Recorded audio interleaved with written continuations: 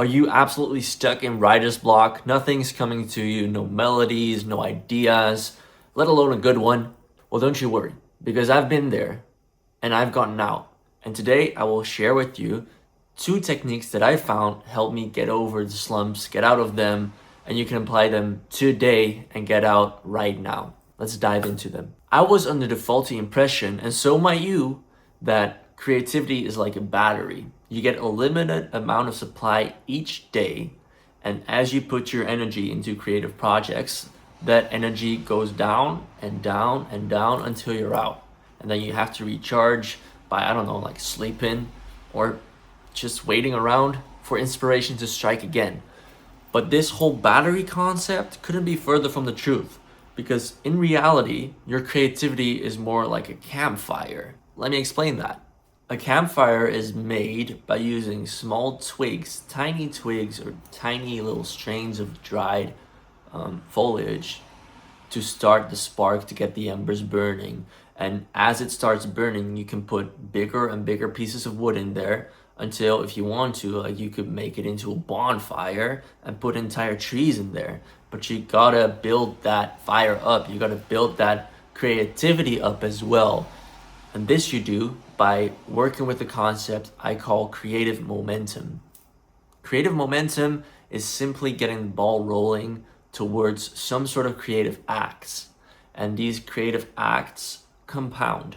As you do more and more creative stuff, you will get more creative, instead of your creative energy draining and draining and draining as you put more effort into other creative projects. So how does this apply when you're in a slump? You see, in a slump, your creative momentum is 0. So you have to start small. You have to build that fire with the tiniest of twigs and little sparks. Start by using the most tiny, seemingly bad or underwhelming creative ideas, projects that you can think of. And it doesn't have to be anything spectacular. It might even be better to have the worst idea possible, to also make sure that you set your ego aside and just create for the sake of creating and not for the sake of performing well. For me personally, and you may have seen this, it started as me washing my dishes and thinking out loud. To me, this was a very bad idea, but it was the only idea I got. So I decided to roll with it, and somehow people seem to enjoy it, at least some people, and that's enough for me. And even if nobody had enjoyed it, it still served its purpose. After I shot these videos of me washing the dishes, thinking out loud, I noticed that more ideas came to me, and these ideas also translated into musical ideas. And by the simple act of me choosing to make something, whatever, I got my creative momentum rolling and building. And through this, I found that creativity compounds. It doesn't drain.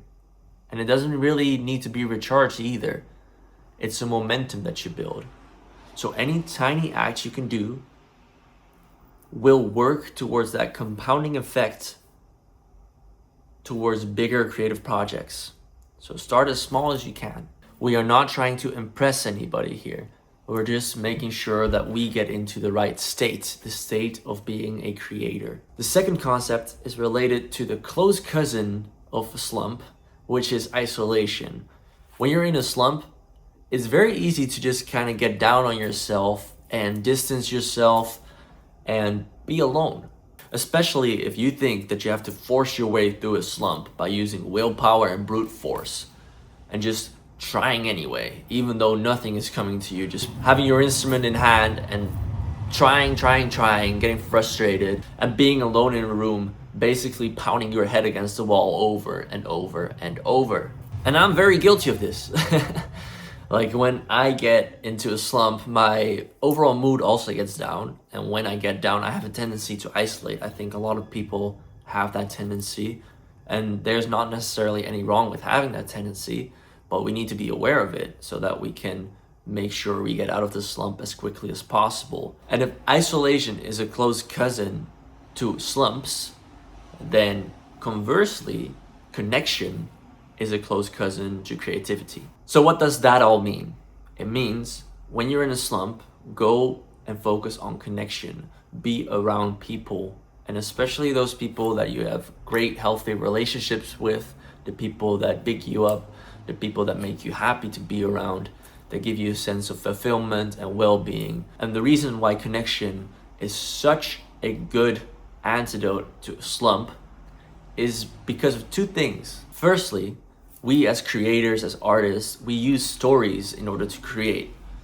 Our works are usually just translations of the feelings and the thoughts that come from the stories and the experiences we've lived. Well, the people around you also have a breadth of experiences themselves, and you can draw from these experiences and let them inspire you. I found myself many a time being around a friend or somebody I trusted or somebody I was close to or growing close to, and them sharing an experience and me just getting so inspired by that experience and their story that I just was compelled to create. Like, there was no reasoning with it. I had to create, and then a song came out of that. So if you purposely go out and spend time in those relationships, connecting with those people, you will get more experiences and stories, and therefore, naturally, you'll get more material to work with, and the chances of you getting inspired and getting creative are higher. Now, the second reason why connection is so important is because of the wholeness that you get from it.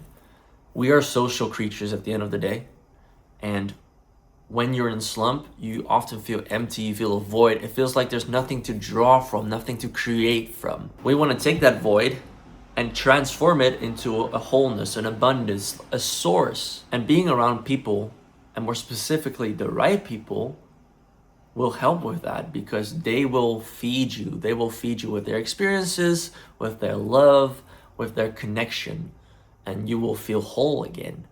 And from that wholeness, the creativity flows. It doesn't come from a void, because a void by very definition is empty. There's nothing that can come from it. It only sucks in, it only takes. Whereas this wholeness, this fullness, this fulfillment, it allows you to create. So again, remember, anytime you're in a slump, focus on these two things. Creative momentum. Find some sort of tiny act you can do that forces you to be just a little creative, and then build from there. And bonus points if this tiny act is replicable easily, so that you can do it over and over and over without having to think, and just letting the creative momentum build slowly. Trust that process. And the second thing, focus on connection. The people around you, they will inspire you, they will make you feel more full, and therefore you will be able to create more. This is what my experiences have taught me recently by getting out of a slump that I fell into around December of last year. I've lived through these concepts and they've worked for me, therefore I wanted to share it with you. Feel free to share your thoughts, let me know how these work for you, and I'll see you in a future episode. Now for the song of the week, this week it's Maroon by Kevin Abstract and Dominic Fike. And this song just makes me think of like nostalgic, happy times when love is pure and everything feels so exciting. This song makes me reminisce and enjoy my experiences in the present as well.